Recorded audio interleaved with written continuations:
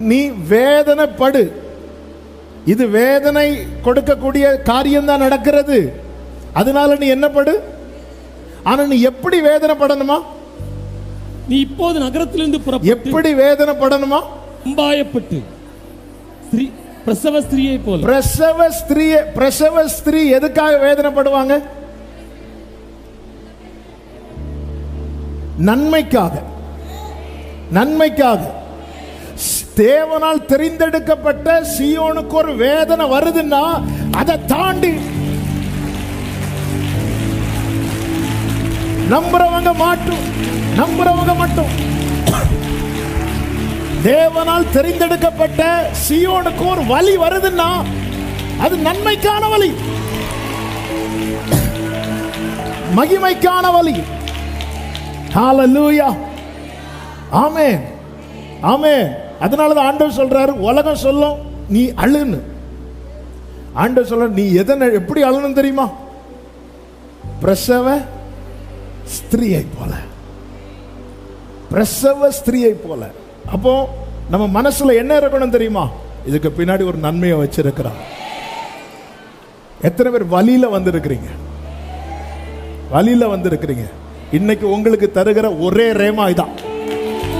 இதுக்கு அடுத்து உள்ள செய்தி உங்க தலையில ஏறதோ இல்லையோ இல்லை.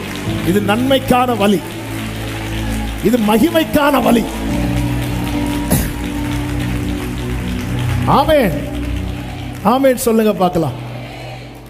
தாவீதின் வேதனை பலன் இல்லாமல் போக மட்டும் அழுதான். இந்த வலி எதற்கான வலி தெரியுமா? ஒன்றும் குறையாமல் சகலத்தையும் திருப்பி கொள்வதற்கான வலி. யோபுவின் வேதனை எதற்கான வேதனை தெரியுமா? இழந்த எல்லாவற்றையும் இரண்டத்தனையாய் பெற்றுக்கொள்ளும்படியான வேதனை. யோசேப்பின் வேதனை எதற்கான வேதனை தெரியுமா? கொடுக்கப்பட்ட தரிசனம் நிறைவேறுவதற்கான வேதனை. சிலுவையில் இயேசுவின் வேதனை, இயேசுவின் வலி எதற்கான வலி தெரியுமா? மனுக்குலத்தின் ரட்சிப்புக்கான வலி.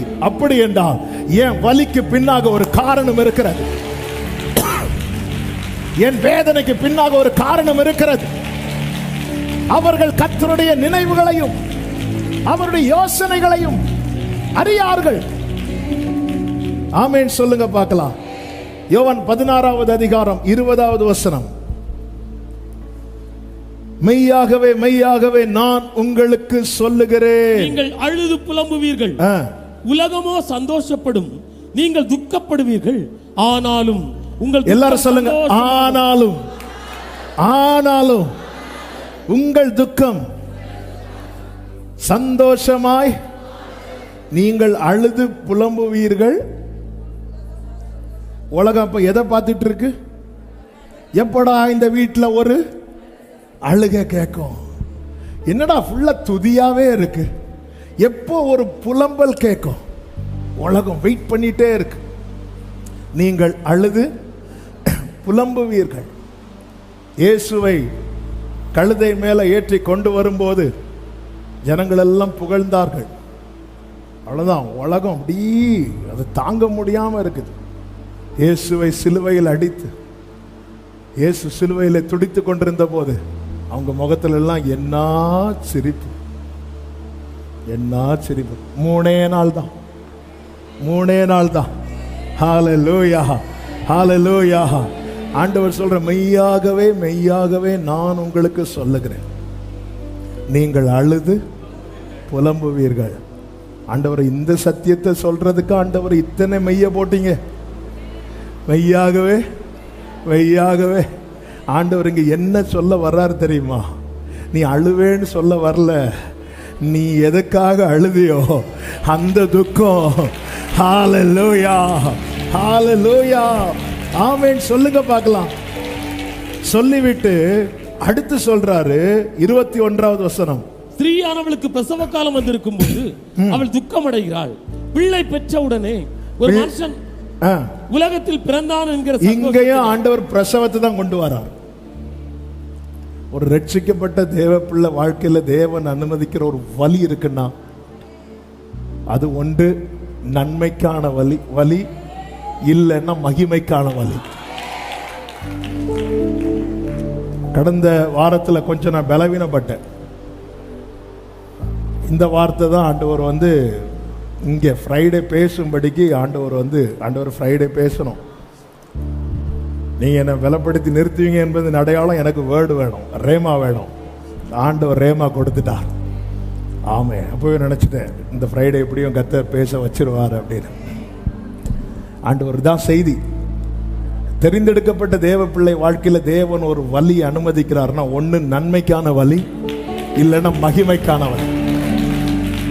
அதனாலதான் பவுல் சொல்லுகிறார், இக்காலத்து பாடுகள் இனி வெளிப்பட போகும் மகிமைக்கு. வலி ஜாஸ்தியா இருக்குன்னா நன்மை வெயிட்டா வரப்போகுதுன்னு அர்த்தம். ராபா காமா மா சேலே ரே ரீமா மாமா. ஹalleluya ஹalleluya. தீயையும் தண்ணீரையும் கடந்து வந்தோம், செழிப்பான இடத்திலே எங்களை கொண்டு வந்து விட்டீர்.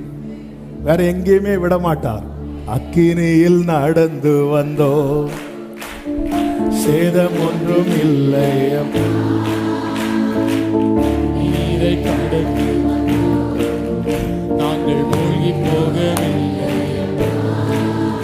உங்க கிருபை எங்களை விட்டு தீமை பொழுது விலகலப்பா. உங்க கிருபை எங்களை விட்டு தீமை பொழுது. எல்லாரும் நல்ல கையை தட்டி சொல்லுவோம். எங்கள் தேவன் எங்கள் ராஜா, நாங்கள் போற்றிடும் எங்கள் கண்மலை, எங்கள் தேவன் Glory. ராஜா, நாங்கள் போற்றிடும் எங்கள் கண்மலை. ஆமென். ஹalleluya. 22வது வசனத்திலே கர்த்தர் சொல்லுகிறார், அதுபோல நீங்களும் இப்பொழுது துக்கமடைந்திருக்கிறீர்கள். இப்பொழுது துக்கம் யாரை பார்த்து சொல்றார்? துக்கம் அடைஞ்சிருக்கிறவர்களை பார்த்து யார் சொல்றா? இயேசு. அப்போ துக்கம் அடைஞ்சிருக்கிறதை யார் பார்க்கிறா? இயேசு பார்க்கிறார். இயேசு பார்க்கிறார். இப்படி பார்க்கிறார். இப்பொழுது நீங்கள் துக்கம் அடைந்திருக்கிறீர்கள். இப்பொழுது நீங்கள் துக்கம் அடைந்திருக்கிறீர்கள். இதை யார் பார்க்கிறா? இயேசு பார்க்கிறார். இப்படி பார்க்கிறார். என் ஆண்டவருடைய பார்வை, என்னுடைய விசேஷம் என்ன தெரியுமா? நான் இருக்கிற நிலையும் பார்ப்பார், நான் இருக்க போகிற நிலையும் பார்ப்பார். ஆமென். ஹalleluya. என் ஆண்டவர் என்ன பார்க்கிறாருன்னு வைங்களேன். எப்படி பார்ப்பாருன்னா, இப்போ நான் என்ன, என்னுடைய கரண்ட் சிச்சுவேஷன் என்ன, நான் இருக்கிற நிலையும் பார்க்கிறார், நான் இருக்க போகிற நிலையும் பார்க்கிறார். அப்படியே பார்க்கிறார். ஒவ்வொரு முகத்தையா பார்க்கிறார். இப்படி பார்த்துட்டு சொல்றார், நீ துக்கமாவே இருக்க. அப்படி இல்லை, இப்பொழுது. அதனாலதான் ஒரு தேவ பிள்ளை ஒரு வேதனையில் இருக்கும்போது, என்னங்க அழுதுட்டு இருக்கீங்கன்னு சொன்னா, இப்போ அழுதுட்டு இருக்கிறேன், இப்போ அழுதுட்டு இருக்கிறேன். இங்க ஆண்டவர் பாருங்க, இப்பொழுது துக்கமடைந்து இருக்கிறீர்கள். அடுத்து சொல்றார், நான் மறுபடியும் உங்களை பார்ப்பேன், அப்பொழுது உங்கள் இருதயம் சந்தோஷப்படும். உங்கள் சந்தோஷத்தை ஒருவனும், ஹalleluya, உங்கள் சந்தோஷத்தை ஒருவனும் உங்களிடத்திலிருந்து எடுத்து போட மாட்டான். அதன் அர்த்தம் என்ன? உலகம் கொடுக்கிற துக்கத்தை நான் எடுத்து போடுவேன், ஆனா நான் கொடுக்கிற சந்தோஷத்தை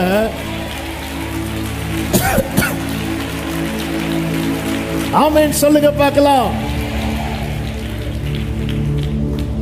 ஏங்க நீங்க இவ்வளவு கஷ்டப்படுறீங்க அப்படி யாராவது கேட்டா என்ன சொல்லணும்? இப்ப கஷ்டப்படுறேன். ஆமென்.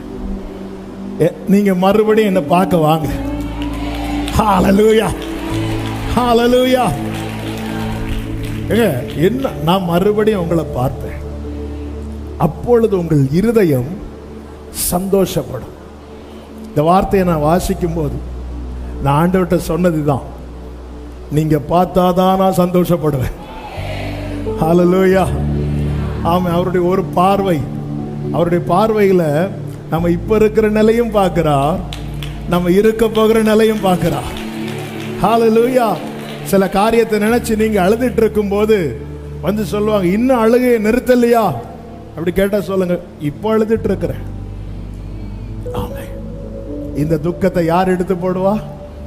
கர்த்தர் எடுத்து போடுவார். கைகளை உயர்த்தி சொல்லுங்க, கைகளை உயர்த்தி சொல்லுங்க, இப்பொழுது நான் துக்கமா இருக்கிறேன், இப்பொழுது நான் வேதனையில் இருக்கிறேன், இப்பொழுது நான் அழுதுட்டு இருக்கிறேன், என் இயேசு இதை மாற்றுவார். ஆமென் சொல்லுங்க பார்க்கலாம். நேரம் வேகமாய் பறக்கிறது. சீயோன், தேவன் நம்மை விரும்பி தெரிந்தெடுத்திருக்கிறார். நம்முடைய வாழ்க்கையில தேவன் அனுமதிக்கிற வலியை அல்லது வேதனையை பார்த்து சத்துரு நிறைய சொல்றான். விசாரிப்பாரற்றவள், தேவன் அவனை கைவிட்டார், சீயோன் தீட்டுப்படுவாளாக. அவன் வாழ்க்கை எப்படி போகுதுன்னு நம்முடைய கண்கள் பார்க்கட்டும், அவன் முடிவை பார்க்கட்டும், அவன் அழிவை பார்க்கட்டும், அவன் அழிவை பார்க்கட்டும். ஆண்டவர் ஆண்டவர்னு போனானே, ஏசு ஏசுன்னு சொல்லிட்டு ஓடினாலே, பார்க்கலாம் எங்க போய் முடியுதுன்னு. ஆண்டவர் சொல்லுகிறார், ஆனால் அவங்களுக்கு என் நினைவு தெரியாது, என்னுடைய யோசனை அவங்களுக்கு புரியாது. சீயோனே, நீ தெரிந்து கொள், உன் வாழ்க்கையில் ஒரு வேதனை வருதுன்னா அது பிரசவஸ்தியை போல, இதுக்கு பின்னாக உனக்கு ஒரு நன்மையை கர்த்தர் வைத்திருக்கிறார். 132வது சங்கீதம் 13வது வசனம். கர்த்தர் சீயோனை தெரிந்து கொண்டு அது தமக்கு வாசஸ்தலமாகும்படி விரும்பினார். கர்த்தர் சீயோனை தெரிந்து கொண்டு அது தமக்கு வாசஸ்தலமாகும்படி விரும்பினார். 78வது சங்கீதம் 68வது வசனம். யூதா கோத்திரத்தையும் தமக்கு